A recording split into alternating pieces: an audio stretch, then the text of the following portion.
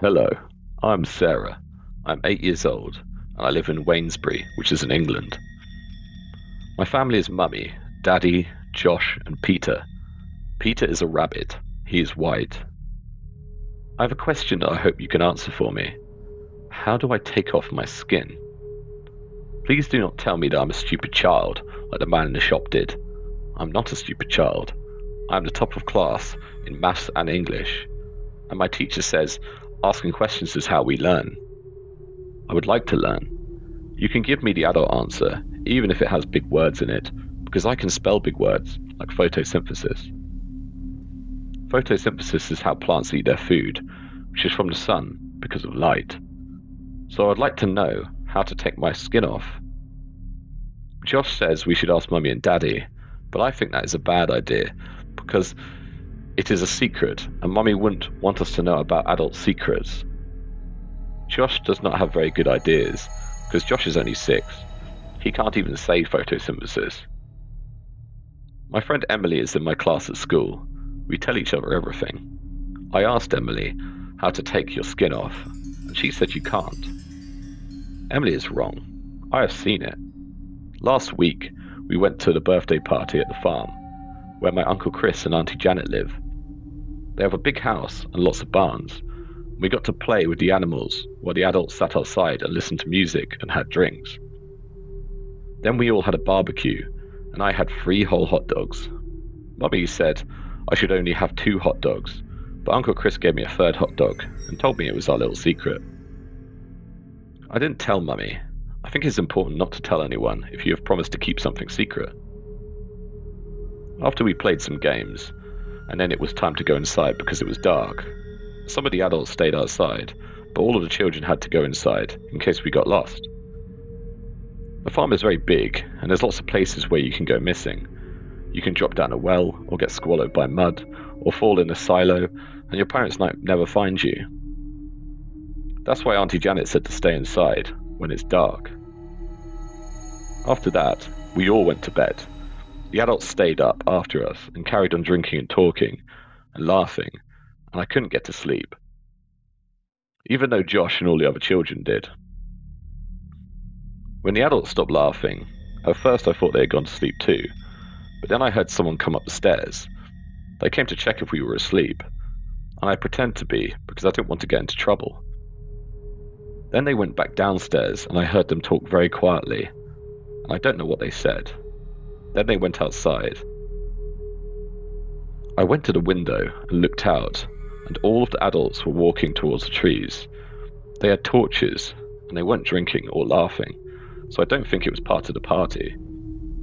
I got worried that maybe one of the children had gone missing. Auntie Janet had said it was easy to get lost, so they might have all gone out to look for one of us. I checked the rooms where the children were sleeping, but they were all still there. Then I realized they must have missed Josh when they checked on us, because he was all snuggled up under his covers, and you couldn't see his head. I didn't know what to do. Mummy and Daddy would be so worried, because they thought Josh was lost, but he was still in bed. I decided I had to find the adults and tell them that Josh wasn't lost. I put on my wellies and found another torch and ran after them. It was very dark outside. The trees were waving and making noises, and I was a little bit scared. But then I could hear the adults ahead, and I wasn't scared anymore because I knew Mummy and Daddy would make sure I was safe, and they would be so happy that Josh wasn't lost. I ran the rest of the way, but when I got very close to the voices, I fell over. I didn't hurt myself because it was on soft mud and leaves, and I'm 8 now, so I don't even cry when I fall down. But my torch went off and rolled away, so I was in the dark again. I had tripped on something soft and squishy, which was on the floor. I reached down because my foot was caught in it, and it felt like clothes, but warmer. There was light ahead. I couldn't hear the crackle of fire and the voices. I couldn't hear Mummy and Daddy laughing. But then I heard other voices.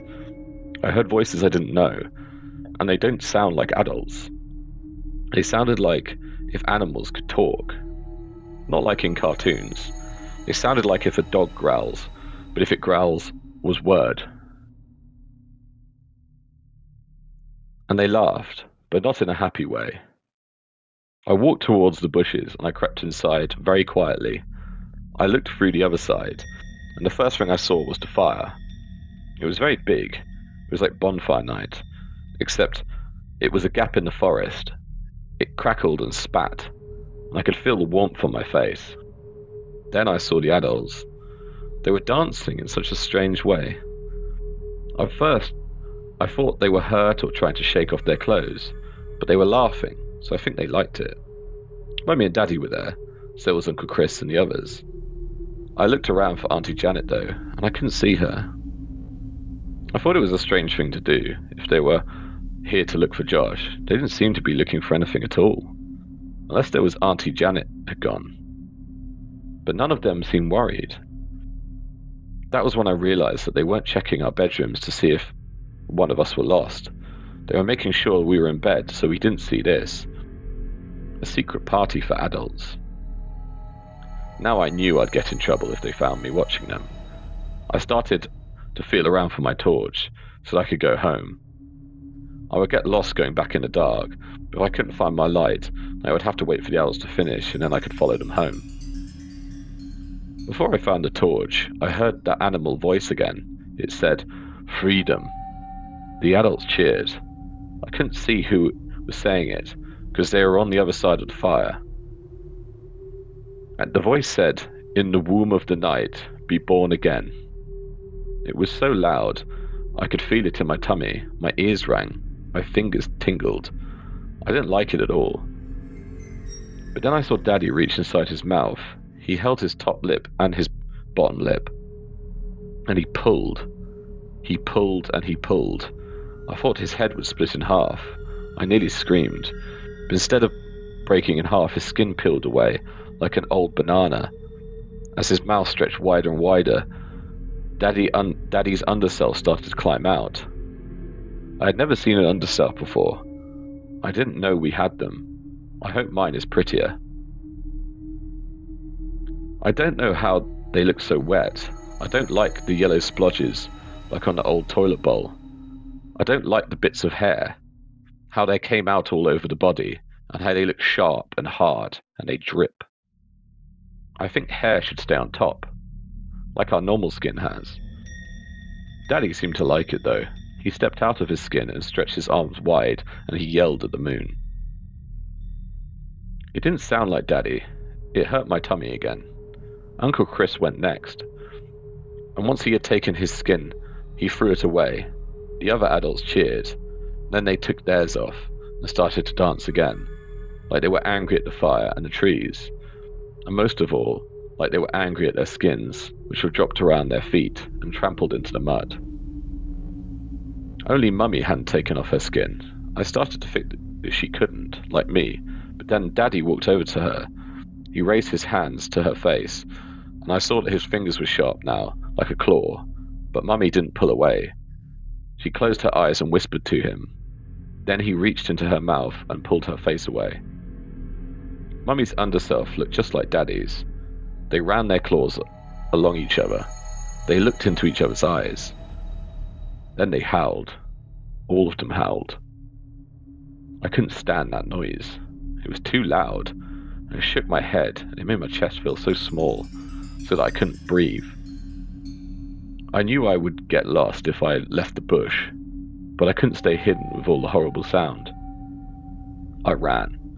I ran and I ran and I ran. And I don't know how long I was running. I just knew I needed to run away from their howls and their screams and their laughter. Somehow, I got back to the farmhouse. I went back inside, and I went back to bed, and I pretended to go to sleep, but I couldn't. I kept thinking about how the adults took off all their skin. I didn't know we could do that. Early the next morning they came home. I think I was the only child that heard them get back. I thought all the adults might still be their undersells, but a little time later Uncle Chris knocked on the door and he put his head in the room. It was his skin on. "Rise and shine, sleepyheads," he said. I thought about asking him about the adult party, but I was scared I'd get in trouble, because I didn't think I should have seen it. Instead I went downstairs.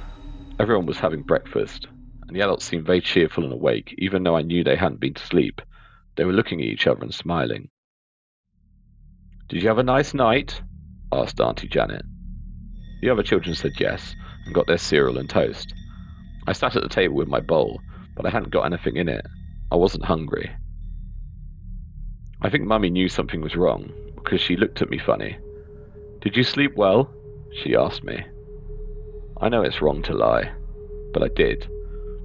I said I had slept very well, and I had dreamt of unicorns, and I rode one, and his name was Peter, like our rabbit. I don't think Mummy believed me. She didn't say so, but she kept watching me until I had a slice of toast, to make her think I was all right. Soon Josh distracted her by spilling his drink all over the floor, and after that the morning was a bit more normal. All of that was a week ago. Since then, I have not slept very well at all, but I am in the bathroom, getting ready for bed. I practice taking off my skin, but it doesn't work. I don't know how they did it. Then every night I dream about the undercells and how everyone else takes off their skin, but I can't, and I'm hiding in that bush and they're calling for me to come out in their animal voices. But I'm scared to come out. In my dream I feel like the undercells went to hurt me. They sound so hungry with their growl voices. I know that I can't take off my skin. They will take it off for me. I wake up crying sometimes. Mummy has asked me a lot of questions about why I'm upset. She asked me if something happened at the farm, and I tell her no. She asked me if I've told anyone about the day, and I tell her no. I do not want to tell her about what I saw. I would like it to stay a secret. If she found out that I snuck out, she would be very mad. And if everyone knew I couldn't take off my skin, I'd be so embarrassed. I am 8 now. I should be ready to do adult things. I'm especially nervous because Mummy has said that Uncle Chris wants us back at the farm soon. Not the other children, not even Josh. Just Mummy, Daddy, and me. I think we might have another party. Please tell me how I take off my skin, please. I would really like to impress them.